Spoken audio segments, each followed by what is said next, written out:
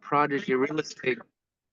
They're out of Chicago, and what they do is they work directly with REITs such as Brixmor and Kimco, and what they do is they are responsible of asset disposition for those publicly traded REITs. Gotcha. So that's currently my update and what I'm working on. And finally, I just got on my multifamily ground up development, my 190 unit.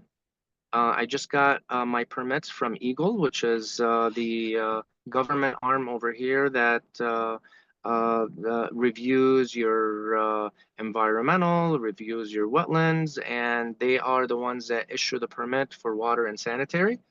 My loan on that deal is going in front of committee on the 18th with the bank that we're working with. And we're hoping that if all goes well, we will close in July and we'll have a shovel in the ground in July. Wow, that's amazing. That's a year in the making, right? 5 years in the making. 5 years in the making. Wow. Patience is a virtue. Yeah, yeah. Developers have to have patience or it'll never work. Yeah. I was gonna tell you, my associate is actually from Syria, and he's going back like mid-June. He hasn't been in 4 or 5 years probably. He must be celebrating because Trump right now is in Saudi Arabia and he made some commitments to relieve the sanctions over Yeah, Syria. that's what I just heard. Yeah, that's amazing. It's a huge day for the country. Yeah, yeah. Awesome. Nick, good to see you.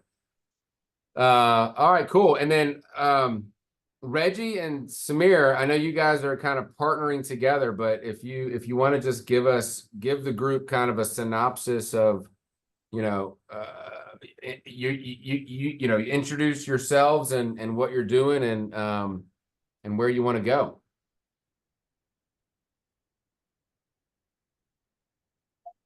I guess I'll go first. So, hey everyone, I'm Reggie Dufresne. I work full-time at a major airline. You may or may not know them, but I've been doing real estate on the side for about 10 years now, mostly single family. Developed 2 houses, flipped a couple of houses, and now I'm looking to get into some bigger game. So great the group and you're breaking up, Reggie. Oh, there you go. I guess I don't know how much of that you heard. You're right. You're doing some single family, ready to get into some bigger game, huh? Yeah. Gotcha.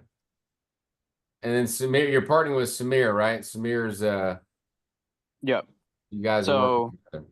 Yeah, we're partnering together. Reggie and I work together in the same company. Yeah, I'll say fairly new to real estate, so I've been kind of shadowing Reggie here. And that's why I'm really here to learn and also then take that to the next level. So looking forward to growing. Oh, very cool. Good to hear. And I know Benoit, we've been we had our call yesterday. Benoit's been working pretty intently on a potential hotel development deal down in Ave Maria, Florida. By the way, I ran that deal by an existing operator who's a friend of mine here in Michigan. Yeah. And he wasn't too excited about that deal, not because it's not a good market, but because he just doesn't see that he can add any value of having a property that's outside of Michigan that he has to manage remotely. Oh, okay. Well, that's a lot different. Yeah. Which deal? I sent Amr the hotel parcel, Benoit, in Ave Maria. That you were kind of eyeing just to kind of get his thoughts and you know and get some ideas, you know. Yeah. And But yeah, that's interesting though. I mean, yeah, we wouldn't expect, I think, the developer in Michigan to run a hotel in, run a hotel in Florida. But you know what came to mind is I know somebody who works for Wyndham, Hmm. and I had a couple of syndicators send me recently two deals that had La Quinta on them as a redevelopment, and one of them was a new development. And La Quinta falls under Wyndham. Yeah. So what I did is I was a little nosy and I was proactive, and I reached out to my contact at Wyndham. His name is Jeff Pala, and I said, "What's going on? Why am I seeing too many La Quinta deals that are popping up in my mailbox recently?" And he said the reason for that is we have pretty a pretty significant co-op program on development right now and retrofitting old La Quinta properties to bring them up to par with the current competition and the landscape in the industry.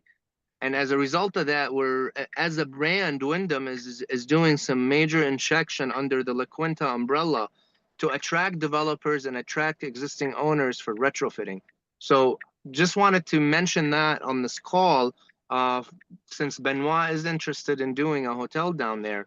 Maybe he should reach out to the folks, or I'm happy to connect him with the guys at Wyndham just so Yeah. he can learn more about the program. So they're going to La Quintas, and then they're remodeling them. Is that what I understand? Yeah, I think Yeah, but they're remodeling them, and they're it sounds like the co-development piece is they'll potentially go in and help develop a new property with the La Quinta, like put in the capital, the franchisor puts in the capital as part of the development, right? yeah, I mean, how the capital will be injected, whether it's through a co-op, whether it is through the actual site development, I don't know the details. All I'm saying is there is incentives that are being put together by Wyndham currently to promote the retrofitting of existing La Quinta motels or hotels, as well as new development under the La Quinta brand. Mm. Yeah. They're building new La Quintas too. Awesome. All right, cool. And then Randall and I met on, was it last week? Thursday? Last Thursday. Yeah, we toured a 49 unit in Carrollton. Actually, Dante joined us on that deal. Was it 49 units? No, it was actually 42. 42 units. Very interesting deal. Carrollton, kind of a sub-market here in Atlanta. And I don't know. I kind of have just a weird feeling about it, Randall. It strikes me as a little bit of rough property, but it's 100% occupied. It used to be student housing, and then now it's not student housing. Manesh, you may know it. It's that Carrollton Walk deal that the Browns have. I saw Manesh just join. No, where is that exactly is this? It's in Carrollton, Georgia. The Browns have it. The Browns are the real estate Oh, brokers. Chandler Brown. Yeah, Chandler and Brown. Taylor and Okay. Bo. And so we met Taylor out there, and all the amenities are offline. Like what I loved about the deal, I'll tell you what I loved about the deal. In Atlanta, and for those that are in Atlanta, there's the Beltline. The Beltline's like a walking path that was based on railroads, right? Old railroads. Chicago has something similar. New York has the High Line. It's all kind of a thing. Well, out in Carrollton, it's called the Beltway or the Greenway, and it goes right by this property. And the property, so all the amenities are offline. So the pool, it was built as like a student housing type deal. So Chris and I. What's that? What's that, Randall? Nothing. I didn't say anything. Oh, sorry. So the amenity, like the pool is offline. There's no playground. There's like 70 kids that live there, and there's no playground for them. The grills don't work. The volleyball courts are offline. And it goes right past this path. And so we were out there looking at the amenities, and you would see, you'd see bikers, joggers, everyone go by this property. And so I can visualize you know, really refreshing all those amenities, getting them back online, providing a playground for, you know, these people for their kids to play, and then having sort of making it more of like a kind of like a club feel.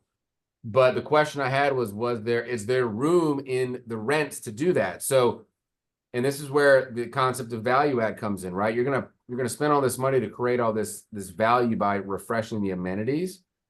And are you then able to charge, instead of $1,000 a month, you can charge $1,400 a month because you have better amenities? That's the question. And so what Randall's been doing, and what we've been looking at is, you know, what are the rent comps in the area? You know, like this one's at 132 a door, I think. The property literally down the street, which is much larger, it's over 200 units, sold for 185 a door, right? So, but that I would say is a true probably class B property, maybe A, B plus, B minus. This is definitely class C. You know, but it's not a bad area. It's just, you know, and there's a lot of positives for it. So Carrollton in and of itself, there's a university there, West Georgia. And for those I mean, Reggie and Samir, you guys, you know, and when you're looking at markets, which we'll talk about, you know, this is what we would call a tertiary market, right? And it's not Atlanta MSA. It's a little bit outside of that. But the university just got D1 status. So there's 14,000 students there. You know, there's a lot of potential there. The property's 99% leased. You know, it would qualify for agency financing. I don't know. I'm on the fence about it, Randall. What do you think? If it's why are you on the fence So about it? I I'm mean, still it seems like there's a lot of good things about it from what you're mentioning, I except for mean, it being in a tertiary market, and being a little bit rundown. Yeah, Why are you on the fence? it's a little bit rundown, and it's whether the rents are at the top of the market. yeah, that's really what it comes down to, Todd. Just more so making sure that we do have room to increase the rents. I was still waiting on you to send me over that rent roll though, so I can actually go through that and compare my notes pertaining to that. But yeah, I think that's really what it comes down to. I mean, if the rents can be increased and they're not maxed out, then I think the opportunity will be good because it'll be a great deal of value there. And the way that the property is laid out and being the fact that it's remained at a 99% occupancy rate and things of that sort, I think that it could be a potential good opportunity. But it really just would come down to if we can or cannot increase the rents. Yeah, here's a rent roll I have from, oh wow, June of 24. It's been on the market for a while. Tools are guys use to just get a snapshot of what market rents are in that market, just to see if you're at the top end of the rent or you're at the lower end of the rent. No, correct. We could do that, but I want to see actually where they actually push, where they have their current rents at. Right. And like only way we can see that is through the rent roll. Right. Well, I mean, so we've got, you know, the 3 bedrooms are at 1,400 and the 4 bedrooms are at 1,500. Are they currently there? That's where they at? Yeah. Oh, okay. Yeah. Did you say 3 and 4 bedrooms? Yeah, they're all 3 and 4 bedrooms, which is very interesting, right? Man, that's cheap. I think so. But I'm saying it's cheap by comparison to my market here. I don't Real know quick, what's real happening quick, Todd. down The yeah. one that you say that's so big time, that was the Foundry, right? Yeah, the Foundry. Because they have 3-bedroom apartments there starting at $1,440 Oh, really? Yeah. per See, per, I mean, per, per Zillow. per Zillow. Okay. Is this in Atlanta? No, it's about Yeah, an hour. it's in Carrollton, which is like an hour west of Atlanta. That is cheap as hell. Our 3-bedroom apartments here are going for like $2,100 to $2,200 a month. Well, you're in Raleigh, right, Nick? Yeah. But yeah, that's probably a much nicer product, though. I'm telling you, this is not. Dude, I don't know. I think also, Todd, if you just look at the location, I can't see them, in Carrollton, getting $2,000 a month for a 3-bedroom apartment. Well, that's right. That's it. Yeah. Like just the location in general. I swear It's more rural than anything. Yeah, okay. So I'm looking at the Foundry. They're at $1,629 right now for a 3-bedroom, 3-bath. Okay, $1,629 for 3 bed. Yeah, 3-bedroom, 3-bath. But when I hit a 3-bedroom, 3-bath, are you sure they're not doing student housing? I don't think so. No. Okay. Because even if 4 bedrooms or 4 beds, 4 bath, it just appears to be set up like a student housing. That's what I was Or looking. an old assisted living, possibly. Either or, absolutely. Yeah, because see, they actually listed as an off-campus housing. Now that I dig a little bit further, Todd. It's Uh, boundary is Yep. okay. Todd, I visited 3 AFCs yesterday here in our market. Oh, did you? Yeah. Assisted livings? Yeah, we'll talk about it more at the end of the call. I don't want to steer you away on what you're wanting Yeah. from the Yeah. agenda. Okay. Oh man. All right. Anyway, so we're working on that. And Nick, and y'all met Nick, I think last time. Nick's kind of an emerging sponsor in Raleigh. Just formed his company, named after his kids, Oliver May Capital. It rolls off the tongue, Nick. I really like it. Appreciate it. I think that's great, Oliver May Capital. So we're gonna get Nick going as well. Raleigh's a great market. And Very then, expensive market. yeah, it is an expensive market. And dude, like I was just driving down the road today, and they're just starting to build a brand new development for multifamily. So Okay. it's insane. Like, and there's multiple there's things going up every single day around here. So there's a lot of opportunity. That's awesome. Yeah, a lot of Uh-oh, I mean, you're breaking up. many multifamily developers here in my market are working down in North Carolina currently. Yeah, Manesh, have you done some market research in Raleigh? I feel like you've looked at that market. Yeah, and it's kind of a difficult market to underwrite because the valuations are kind of comp I mean, there's a lot of money that North Carolina attracts, right? So that whole I think it's called the triangle, the research triangle Yep, with the research Solid, triangle. Harry. There's SAS. It's a very big tech company that Yep. initially I think started that research triangle, but I think there's big presence of IBM there Yeah. and I think IBM and Apple. Apple's about to build here, and Apple, so is right? Nike. And automotive too, because like I previously owned a VinFast. transportation and logistics company, and I used to have shippers out of Raleigh on a regular basis that I would ship for. Yep. VinFast. They're supposed to be building a multi-billion-dollar facility down here as well. Hmm. So I It's think it's huge. yeah, it's you just gotta underwrite it. You know, my bent is conservative. I like to underwrite for no actualization of projections, and then I see if I'm still gonna be able to pay the rent. I'm sorry, pay the mortgage. So the only thing is, again, I mean, the interest rates are 6.5%. North Carolina, and especially the research triangle is trading at 4.5 to 5% cap rates, and they want the pro forma to justify the acquisition, and I'd like at least a 50-point differential, 50-point spread between the interest rates and the going in cap rate. So, I mean, it's stabilized. Okay, even if we take stabilized, then I mean, most of the properties I've seen in North Carolina are a little bit overvalued, and you can't really make the sellers see logic because they think that they can get good price in the current economy. Hmm. You absolutely right. Absolutely right. So with that said, Nick, what is your plan of acquisition? If you're not the original developer and you're not creating value by developing the land, I mean, to Manesh's point, if you're borrowing at 6.5% and the comps are trading at a 4.5 to a 5 cap, how are you going to even syndicate a deal? I'm probably going to try to look outside of Raleigh, to be honest with you, because Raleigh, he's exactly right. Raleigh is very expensive. They're selling houses down here, not even on a little lot. You got a little lot and they're selling for $7, $8, $900,000.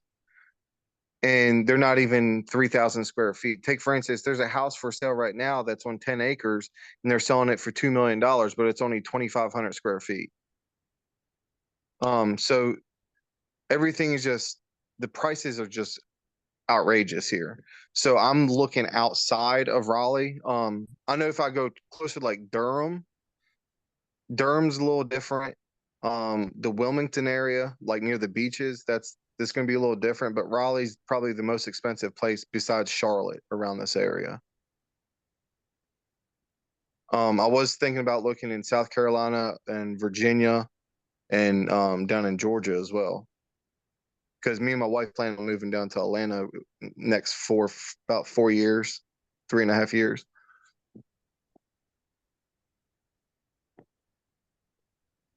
Awesome. What are the good tertiary markets, Nick, around Raleigh? Do what now? What are the kind of the markets outside of Raleigh that you're going to look at?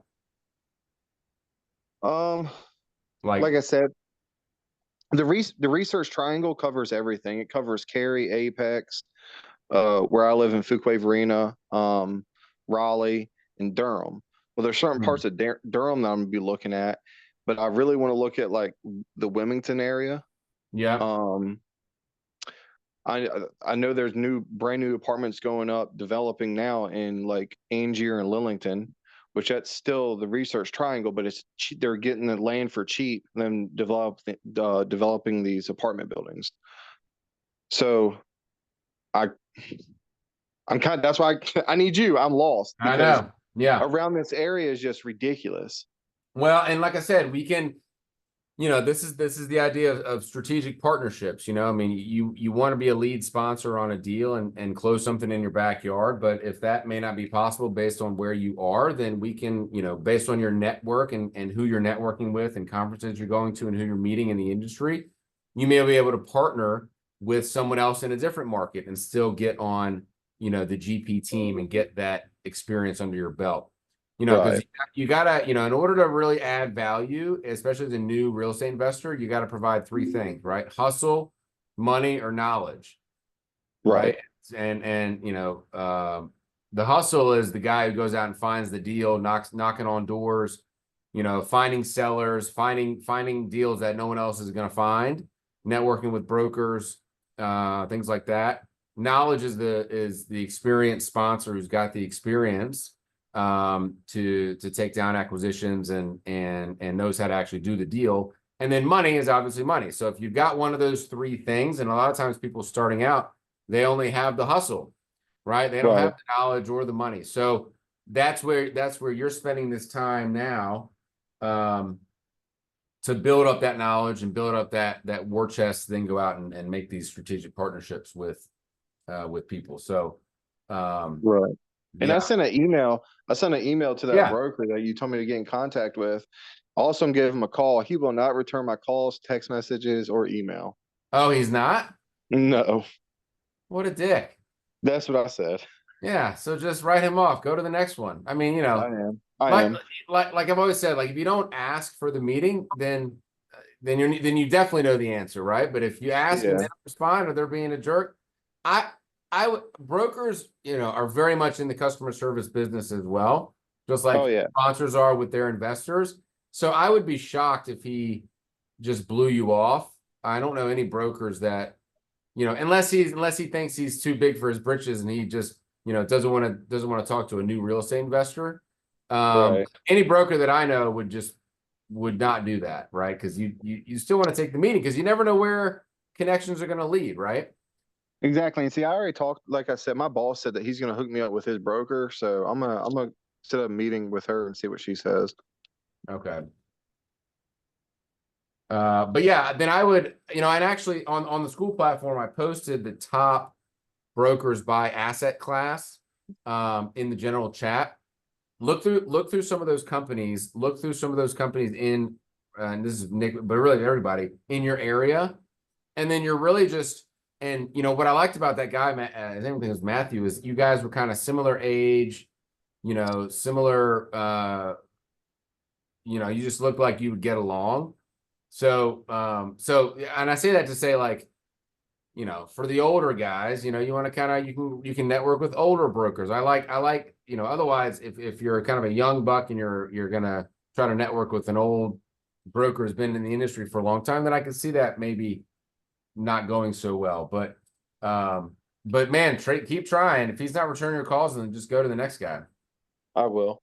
Did you get your professional email set up?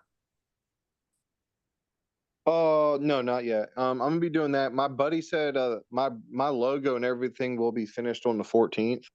So after he finishes that, I'm gonna set up my email. Okay. So that's the other thing. I think everyone else has it except for Reggie and Samir. One of the first things I want you guys to do, and everyone else has already done this, but is go ahead and we can talk about this on our own coaching call, but get your corporate identity sort of set up, get the LLC formed. You can form in Wyoming pretty quickly, and then get a professional email address, because a lot of times brokers, stakeholders, investors, they will blow you off if you're emailing from a Gmail address. I'll never forget, it's burned in my memory. I had a client that I was referring to a big family office for an investment. And I knew the family office guy. We closed the deal. We were in the trenches together, so we had a really good relationship. I referred this client to him. The first thing he said was, "This guy's emailing me from a Gmail address. Who is this guy?" You know, he doesn't even like take his business serious enough to have his own corporate email address and identity. So I took that to heart, and I preach that when I talk with other new investors. It's very important, just to have a little more credibility, I think, in the industry. Let's see. I saw Johnny has joined, and Eugene and Dante. So we have a war story kind of. I'll say this, then I'll go through this other thing I wanted to go through. But on this deal, we're closing this 60 unit or 59 unit in Milledgeville. I told the lender a month ago that our closing date was May 9th. And he said, "Okay, it's May 9th. I'll let everybody know." And it's May 7th. Hey, we're closing in 2 days. May 8th. Hey, closing tomorrow. You know, day of closing, he comes back to me and says, "Well, they just finally figured out the loan structure, and we got to close in 2 weeks, May 23rd." Is this agency? This is bridge. It's bridge. Okay. It's a bridge loan. And it's, 2-year bridge loan. We just got to, get the property up over 90%, stabilize a little bit, and then we're going to refinance into agency pretty quickly. But it just goes to show, for those that are working with lenders, and, for those that are more experienced, this, but the originator who you deal with on a day-to-day basis, right? That's your loan broker or the guy you're calling. They are not the decision makers. They are just funneling information up the flagpole, right? And there's a credit committee, there's an investment committee that kind of sits at the top that will make the decision. And so those guys, the committee was the one who they cut the loan proceeds by $350,000, which is, so that means we're not able to, can't pay our acquisition fee. We got some other fees that we can't pay, but we'll be able to close. And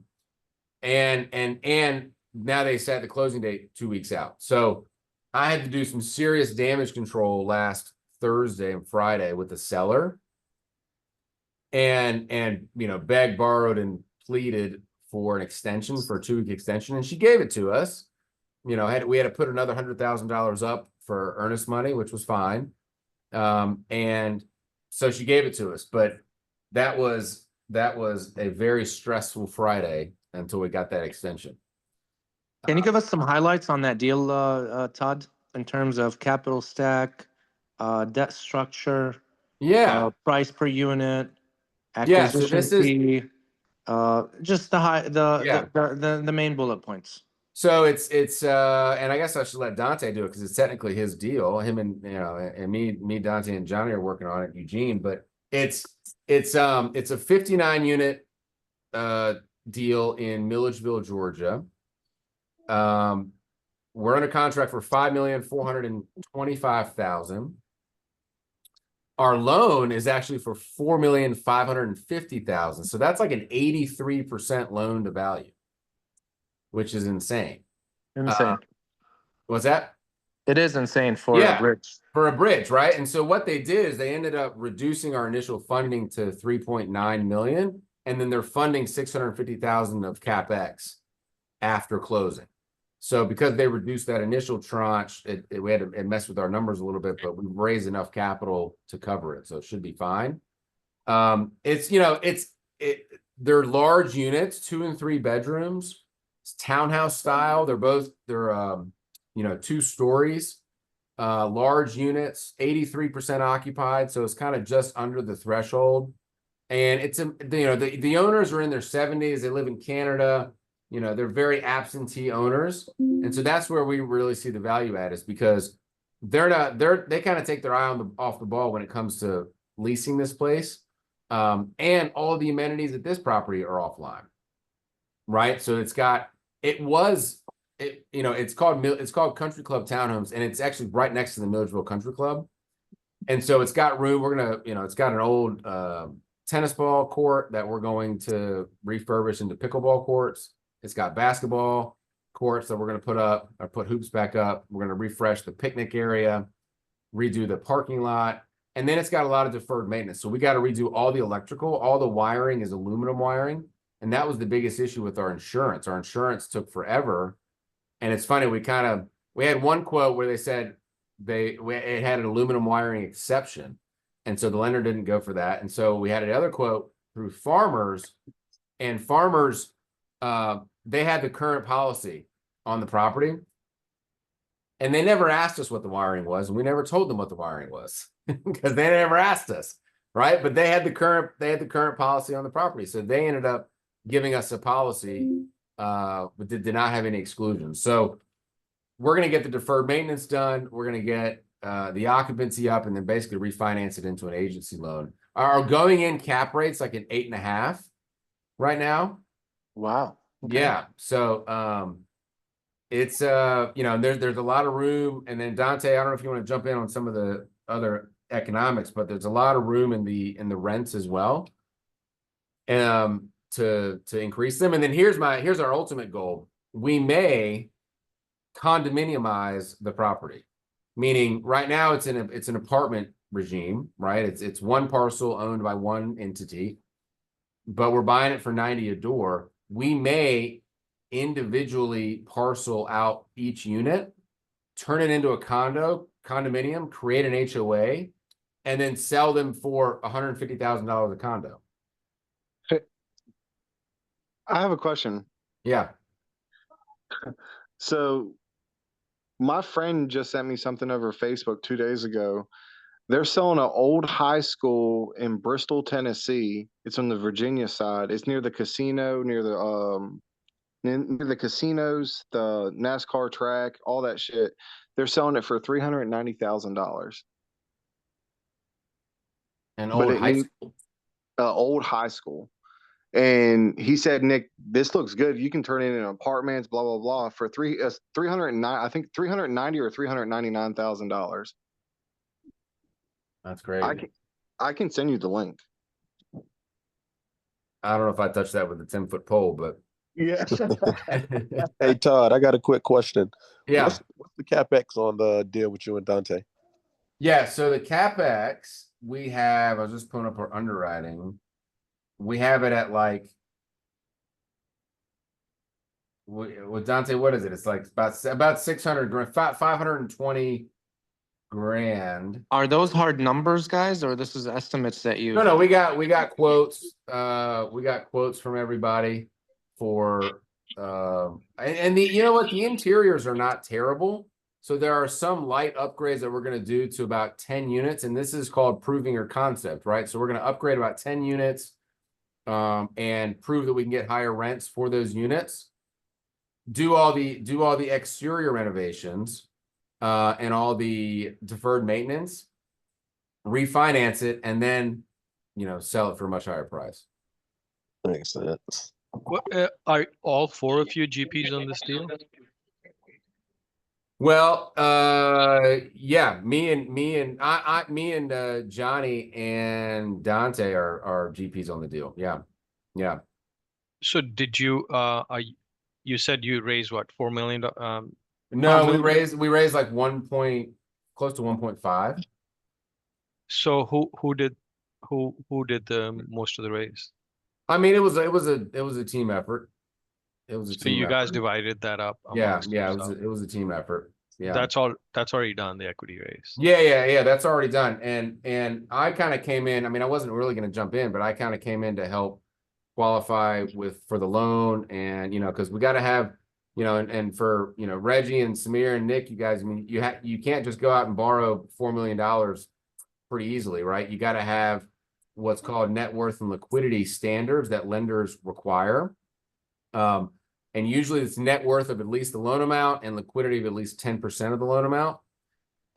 So I came in to help qualify for some of that. And so, yeah, I mean, it's a good little deal. But going back to, the sellers were just sort of very upset, right? These are old guys in their 70s. And so we're going to go down. And once I realized like kind of how they transacted, they're used to doing deals on a handshake, right?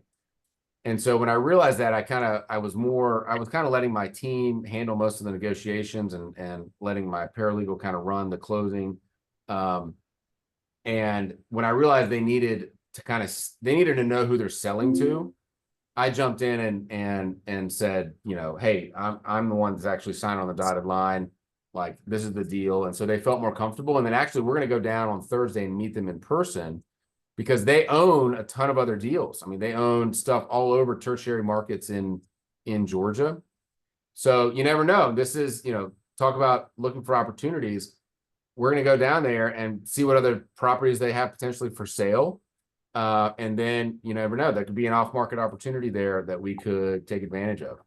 Yeah, so I want to know, like, of course, I mean, if there are people in the community, I'd love to do deals with them and find a way that some of us can come together and take down deals.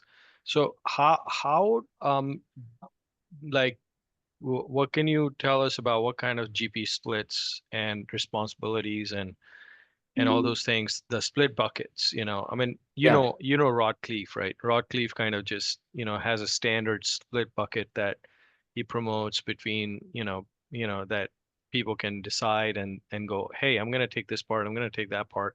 And then you decide on the percentages.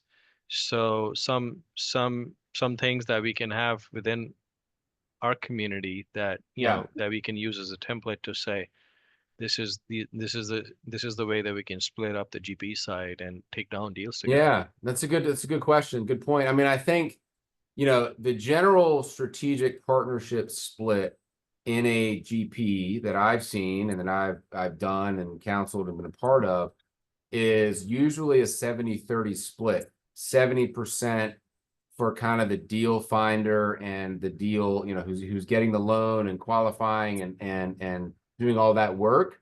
But then 30% is reserved for the capital raiser, right? Who's going to come in and raise capital for the transaction. That's what I've typically seen, but all that is negotiable, right? And so if you can't, the deal finder, but all they've done is they found the deal, they may get a lot less if you got to bring in someone else to raise the capital and someone else to qualify for the loan. And, because it's all kind of negotiable. So I think, Manesh, let's look at that, but we can definitely, it just kind of goes on a deal by deal basis. My other deal, the Safe Haven acquisition, which is also closing this month. This is a senior housing portfolio of residential assisted living facilities that I'm buying here in Georgia for $9.5 million. I'm bringing in a larger group out of New York that's putting in $3.5 million, and they're getting a larger stake on this one because they're bringing in a larger check, right? And so, I was okay with that. And plus they're going to be more involved than a typical, a typical capital raiser. A lot of times, that relationship is someone comes in and raises the capital, all their LPs come in, and then the capital raiser is kind of out of the picture, right? They're in the GP, but it's kind of a passive interest. So when you're talking to these potential strategic partners, you want to know what kind of level of relationship you're going to have and they're going to have with the deal. And that's why we a lot of times will execute what's called like a co-sponsorship agreement at the beginning of the transaction, which really lays out what people are going to do, who's responsible for what, and kind of what does the post-closing operations team look like. Yeah, I mean, I would appreciate a more extensive discussion on those issues, because then that will allow us to fit ourselves in Yeah. areas and have actual deals happening, right? I mean, I think one of the biggest obstacles to deal making is people don't really understand how these teams can come together and Right. take down properties. And if there's transparency and openness about those kinds of, ideas, then people don't have to hesitate anymore, right? Like, Right. hey man, I Yeah. can come in and I can bring in the equity, or I can sign on the loan, or I can be the boots on the ground, or any of those things. And it kind of just, some of those obstacles just take themselves away, just Mm. by understanding how these GP splits How these teams are gonna work. Yeah. work out with other people. So I wanna share a discussion that I had with another GP that's down in Texas in Fort Worth last week regarding one of the shopping centers that I'm looking at. So the shopping center was actually sent to me and to this GP that's down in Fort Worth, Texas at the same time. And the broker mistakenly put everybody on a carbon copy instead of a blind carbon copy. So I had a when I replied to about 52 people that the shopping center was sent to. Well, one of them reached out to me and they said, "Hey, we know you're local here in Michigan. This is a property in Michigan. We would love to talk more about this property." So I set up a call with them last week and asking the same questions that Manesh you're asking right now is, Yeah. are you guys an LP? Are you a GP? What is going to be your involvement? And the way we started talking about the deal is maybe we do it pro rata. So let's say this ends up being a $10 million deal, and we have to come up with $3 million of equity, of which they raise 2 million and I raise 1 million. Then they would qualify as long as they're putting in the same amount of work in terms of asset management and in terms of decision making and being involved. We would just split this GP pro rata. So if they're bringing 2 million and I'm bringing 1 million, and the responsibilities are split where they're taking on 2/3 of the responsibilities and I'm taking on 1/3 of the responsibilities, then we will split the GPs pro rata. 33% of the GP comes to me, 66% of the GP goes to them, or vice versa. Yeah. I like that idea. I think it's hard to it's hard. It could be hard to decipher what, how do you know exactly what percentage of the operational tasks are, right? Like what exactly is 2/3? I mean, investor relations, right? Dealing with investors, preparing asset management reports, responding to investor questions, managing investor and software and distributions and all that. I mean, that's a big job, right? And so what is that worth? I don't know. Is that 2/3? Is that 1/3? I could see that. And a lot of times people will, if everyone's raising capital, that's the other piece, right? If everyone's raising capital, then you can potentially go down that road. But everyone needs to have an active role in the operations of the business as well, because we can't pay to play when it comes to raising capital, because that violates FINRA regulations, right? Financial Institution Regulatory Authority. So you can't just pay somebody to raise capital, and I'll give you 10% for every $500,000 you raise. You can't do that, right? Because that's an in-kind relationship. It's not true. Even though they're on the GP team, I've never seen the SEC really go after something like that, but that's just kind of what the industry standard is. that you, and so even though we have those conversations, we don't really document it that way. And at the end of the day, in the operating agreement, we'll just list out how many people are getting what. And to your point, Amr, a lot of times you don't know what the GP split is until you get ready to close and you figure out, all right, who did what, you know, and who raised how much capital. But there's danger in that method because you can get into a lot of arguments right before closing if you think you're entitled to more of a GP percentage. So Yeah, I think to Manesh's point is having a roadmap on those discussions can be very helpful also to this group. Yeah. Well, I'll share my co-sponsorship agreement. I'll put that up on the school platform as well.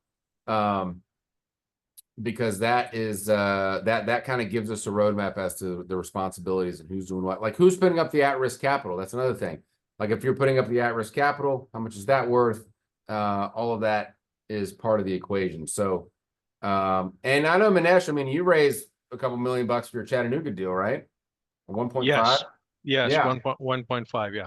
So, you know, you've got connections out there as well, to the extent we're looking at deals that, you know, could be potential partnership Oh, opportunities. you'd be surprised, man. My cap raising capability has gone up significantly. Oh, really? Okay. And I gotten into a bunch of these. The new fad is something called fund of funds. Yeah. And now I've gotten in a bunch of these groups that are fund of funds group, and then there's a whole universe of people that are raising a tremendous amount of money on LinkedIn. And I tell you, it's sort of like it's weird because they primarily use ChatGPT Yeah. to create extraordinary amounts of content on LinkedIn, and people don't realize that. And also engagement and also lead generation. It's kind of it takes it blows your mind what they're when they tell you how they go about and solicit those relationships. But what ends up happening is some of these people on social media, they raised about $1 million a month last year, and their targets are $2 million a month, and it's simple economics that they're raising. For every million, they take about 2% as fund of funds manager's fee, so it's $20,000 a month of income, and they're setting up institutional level organization to do that. So they're raising more and more, and they need people to invest in, right? So they come to me and say, hey, do you have any deals we can invest in now that I have this large pool of LP investors I can tap into. And of course, I love deals in Georgia. Georgia is where we all learn, right? So Yeah. and Milledgeville is again, I mean, a town I'm very familiar with. So if you have any deals in Georgia, Alabama, Yeah. would love to do that, together. And For sure. that's what happens in Rodcliffe and all these guys, people do deals together. Yeah, That's how we right. take down larger deals. That's how we all get started. Yep, that's absolutely right. Awesome. Well, and that goes to show, guys, how I want to make sure everyone is on LinkedIn. You know, I use Instagram quite a bit as my platform, but then also LinkedIn as well. I know, Amr, I started getting your weekly emails, which are awesome. You know, the idea here is, guys, that you're staying ever present in front of potential investors. So once you get the company formed, you get the website done, you get kind of the corporate identity branded and ready to go, then you just start pumping out content, and then that will the algorithm will draw investors to you that are looking to meet with you, invest with you, get to know you better, send deals to you, all the above. So I want to make sure everyone, let's make it a point by this time next call, everyone shall have a LinkedIn profile on the system. Hey, Todd, question. Yeah. So going back to the net worth requirement, is that like a hard and fast rule for every lender that does multifamily, or are there some lenders that go by that and some that you can find that don't? or is that the standard? Yeah, no, that's pretty much the standard. But you can use multiple people to meet it. As long Okay. as long as everyone's a guarantor, right? So if you and Samir did a deal together, you can combine your net worth and liquidity to meet that standard. Got it. But Okay. the other thing is experience, right? And Fannie and Freddie, who is the biggest multifamily lender, they have clamped down really hard on experience and having an experienced GP member on the team. And so, they may require you to bring in somebody, like myself or Manesh or Amr that has experience, in multifamily just to be in the management team. And that just checks a box for them because they've been screwed over so many times over the past year, 2 years, 3 years on people that just doing deals with new sponsors that have no experience in multifamily. And so that's been a big issue. Now, if it's a smaller community bank, and Reggie, you've done some single family, I mean, you can create a story, but be prepared for them to say, well, tell us your background. Like, what's your resume in real estate investing? And describe, like, even on this deal in Country Club, like I had to describe prior deals where I implemented a value add strategy and what the result was, and how many doors have I owned and what have I sold and where and what markets and all that kind of stuff. So they will get to know you and your experience quite well. So Okay. And so I guess how open are you to similar deals like the one you described where you partnered with, yeah, people in the community? absolutely. I mean, I'm definitely open to it. Yeah. I mean, we just, let's just see what happens and see what kind of deals are out there. And I think Manesh would be a great person as well to jump in. Yep. And so I'm sure so would Amr. I don't want to speak for you guys, but finding someone like that, and by the way, I invited everybody here. I think Manesh and Amr, I'm going to make sure you get an invite. But there's the IMN conference in Atlanta, multifamily conference, June 23rd and 24th.